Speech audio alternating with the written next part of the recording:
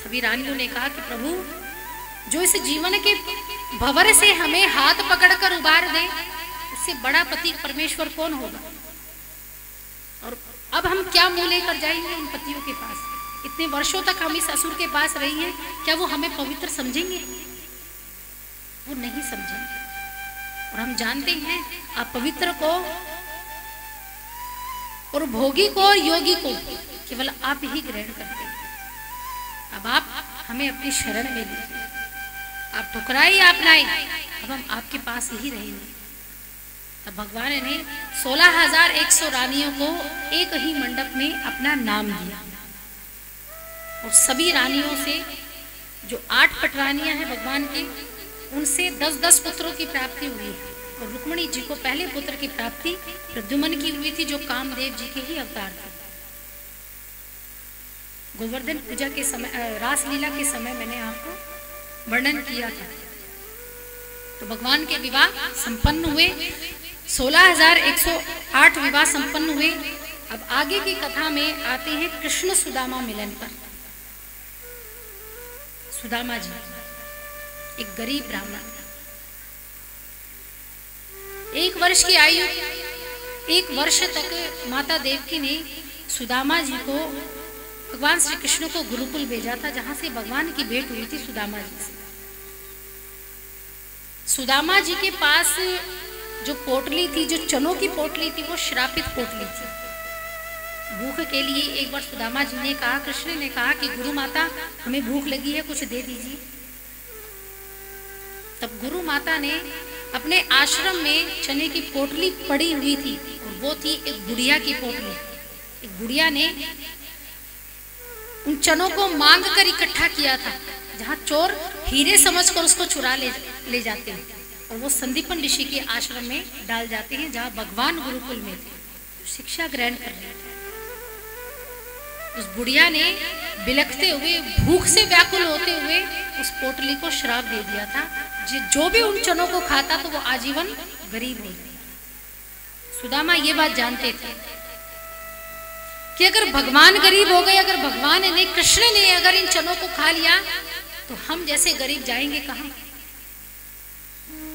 ब्राह्मण का और संत का अपमान जो अगर कर दे और उसके मुख से जो श्राप निकल आए, तो वो अपना फल जरूर देगा। और सुदामा और एकमात्र कृष्ण ही भविष्य को नहीं जानते थे, सुदामा भी जानते थे। इसलिए कृष्ण से उन्होंने पोटली छीन ली थी और सभी दाने उन्होंने स्वयं खा लिए थे। और भयंकर परिणाम ये हुआ कि ऐसी भयंकर गरीबी आई सुदामा जी के जीवन में कि खाने के लिए अन्न भी नहीं मिलता था।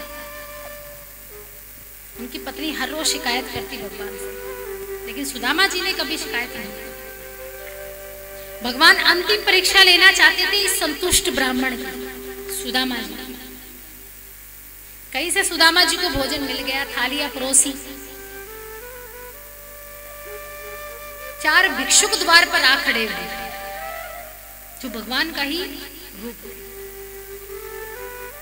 एक ब्राह्मण आया, गाय आई, कौवा आया और कुत्ता आया। चारों आए और द्वार पर कहा कि हमें भूख लगी है, कई दिनों से भूखे हैं, कोई है जो हमें भोजन करवा दे। तब उसी सुदामा ने जो 4 थालियां अपने बच्चों के लिए, अपनी पत्नी के लिए सजाई थी, वही 4 थालियां उनको दी। वही कृष्ण ने चारों थालियों का मूल्य कैसे चुकाया कि कुटिया महल बन गई, अन्न के भंडार घर में भर गए।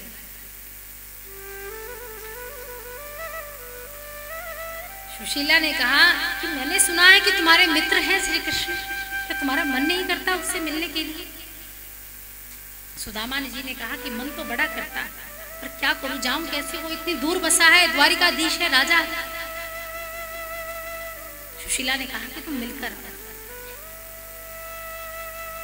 क्या लेकर जाऊं, वेट्स करो, मैं अभी इंतजाम करूं। सुशीला पड़ोस में गई, थोड़े थोड़े चावल जहां से भिक्षा के रूप में मिले, पोटली बनाई और सुदामा जी को थमा दी। बोली कह देना कि तुम्हारी भाभी ने दी।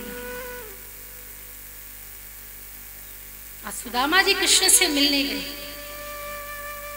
और पोटली को दबाए हुए है बगल में। वो 1000 मीलों की दूरी तय करनी है, कृष्ण देख रहे हैं सुदामा को कि फटी हाली हालत है, कैसी हालत हो गई है मेरे मित्र, लेकिन फिर भी एक बार भी सुदामा जी ने भगवान से नहीं मांगा पूरे जीवन में। कृष्ण फिर भी सोच रहे हैं कि देखो मेरा मित्र एक बार बस मुझे कह दे कि कृष्ण मुझे ये चाहिए, लेकिन ये पक्का ब्राह्मण है, ये कभी मांगने नहीं आएगा, लेकिन मैं भी पक्का मित्र हूं इस सुदामा का, कि आज अपना सब कुछ लुटा दूंगा अपने मित्र। आज भगवान ने सुदामा जी को हजारों मीलों की दूरी तय करनी, बीच रास्ते में वृक्ष के नीचे थोड़ा विश्राम करने के लिए सुदामा जी लेट गए।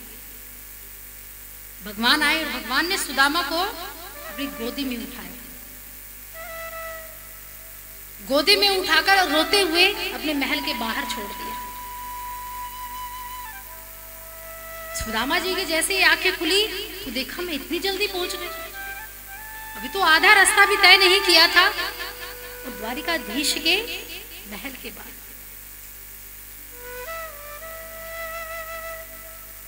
द्वारपालों को कहा कि मुझे अंदर जाने दो, मुझे कृष्ण से मिलना है।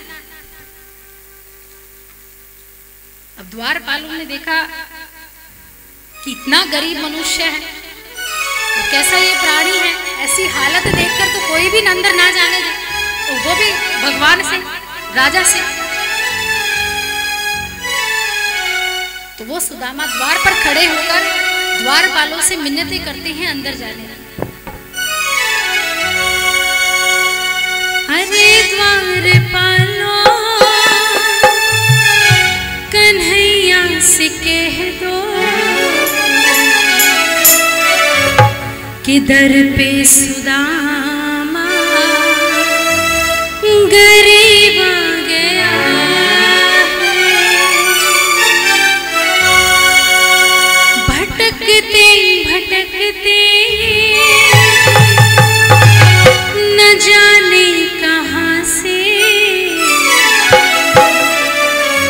तुम्हारे महल के करीब आ गया है। अरे द्वारपालो कन्हैया से कह दो, अरे द्वारपालो कन्हैया से कह दो कि दर पे सुदामा गरीब आ गया है।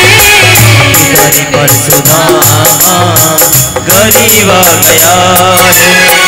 भटकते भटकते न जाने कहाँ से, भटकते भटकते न जाने कहाँ से तुम्हारे महल के करीब आ गया है। तुम्हारे महल के करीब आ गया है।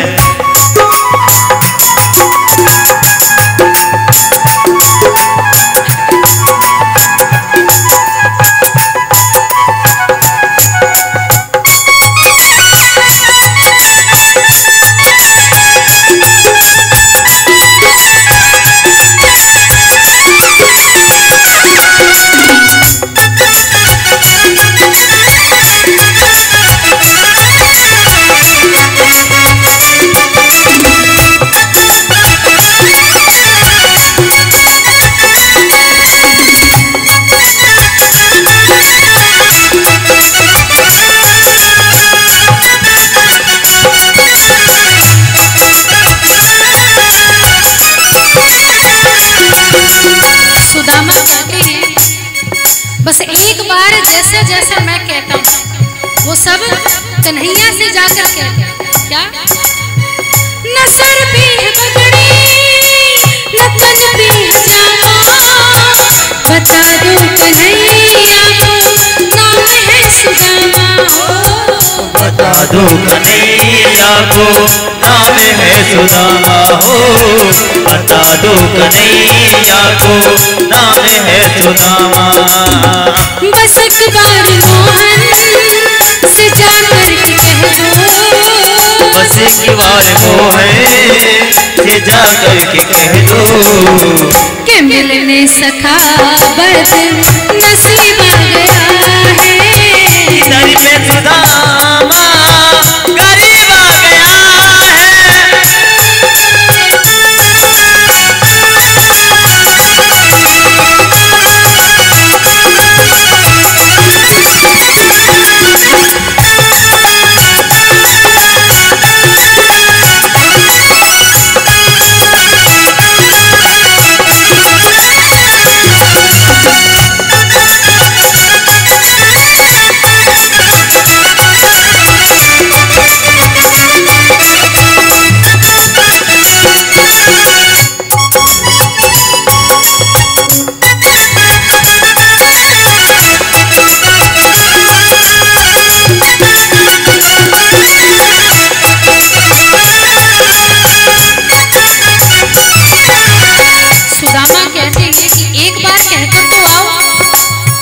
द्वारपाल कहते हैं कि इतना कह रहा है तो एक बार कह आते हैं, कौन सा बड़ी बात है।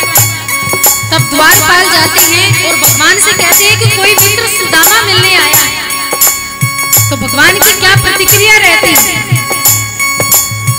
ये सुनते ही दौड़े चले आए मोहन, लगाया गले से सुदामा को मोहन।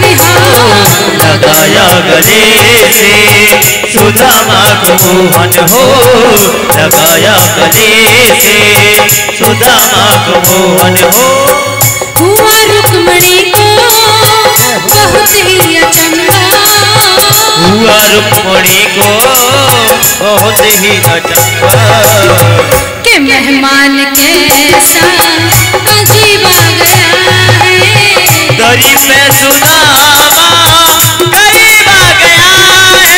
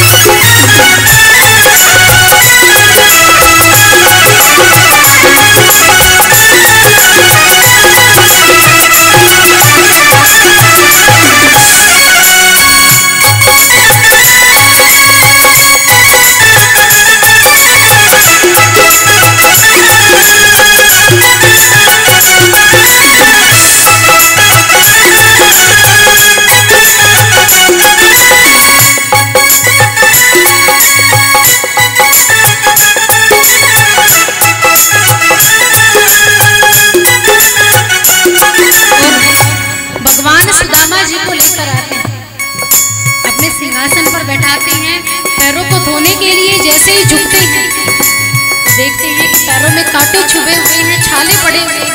तो ठाकुर जी रोने लगते हैं। पानी की भी आवश्यकता नहीं पड़ी तो ठाकुर जी ने अपने आंसुओं से ही सुदामा जी के पैर धोए।